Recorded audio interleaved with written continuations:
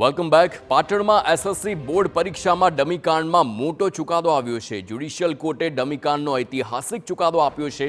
પ્રથમવાર ડમીકાંડમાં કોર્ટનો આ ચુકાદો છે. 3 ડમીકાંડમાં પરીક્ષાર્થીઓને ફટકારી છે સજા અને 1 વર્ષની કેદ તેમજ 10-10 હજારનો દંડ પણ ફટકાર્યો છે. બાલીસણા પોલીસ મથકે ફરિયાદ નોંધાઈ હતી. આ ઘટના 7 વર્ષ અગાઉની છે, જ્યાં ડમી પરીક્ષાર્થીઓએ એસએસસી બોર્ડની પરીક્ષામાં છેતરપિંડી કરી હતી. મૂળ વિદ્યાર્થીઓને બદલે ડમી પરીક્ષાર્થી બેસાડી પરીક્ષા આપી અને છેતરપિંડી આચરી હતી અને તેમાં જ આ ચુકાદો આવ્યો છે. સંવાદદાતા સુનિલ પટેલ ફોનલાઈન પર છે. સુનિલ, આ દાખલારૂપ જે પ્રમાણે ચુકાદો આવ્યો છે તેના બાદ હવે કોઈ પણ વિદ્યાર્થી છેતરપિંડી કરતા ડરશે તેવા ચોક્કસ છે.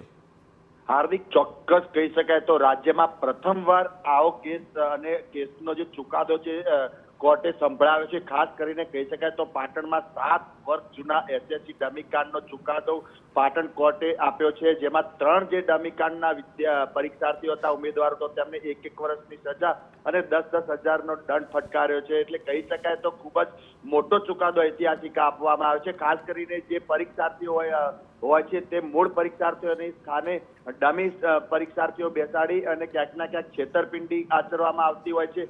આવા કેસો બાલીસણા પોલીસ મથકે 7 વર્ષ અગાઉ નોંધાયા હતા અને તેમાં 3 વિદ્યાર્થીઓ સામે આ કેસ થયા હતા. પરીક્ષાર્થી જે હતા મૂળ પરીક્ષાર્થી તેની સ્થાને ડમી પરીક્ષાર્થીઓ બેસાડવામાં આવ્યા હતા અને આ ખાનગી પરીક્ષા કેન્દ્ર હતું ત્યાં જ આ ઘટના બની હતી. ત્યારબાદ જે બાલીસણા પોલીસ મથકે જે ફરિયાદ નોંધાઈ હતી તે આધારે 7 વર્ષથી ચાલી રહેલા કેસનો આજે ચુકાદો આવ્યો છે. એટલે હવે કહી શકાય તો જે રીતે પ્રથમવાર રાજ્યમાં ડમીકાંડમાં કેસનો ચુકાદો આવતા હવે જે પરીક્ષાઓ આવશે એસએસસી કે બોર્ડની, તેમાં ક્યાંક ના ક્યાંક જે ડમી વિદ્યાર્થીઓ બેસતા હતા, ડમી પરીક્ષાર્થીઓ બેસતા હતા, તેમાં ડરનો માહોલ ચોક્કસ બનશે અને જે પરીક્ષાનો જે હેતુ હોય છે તે ચોક્કસ સુધરશે. ચોક્કસ. હાર્દિક, બિલકુલ સુનિલ, સમગ્ર માહિતી બદલ આભાર.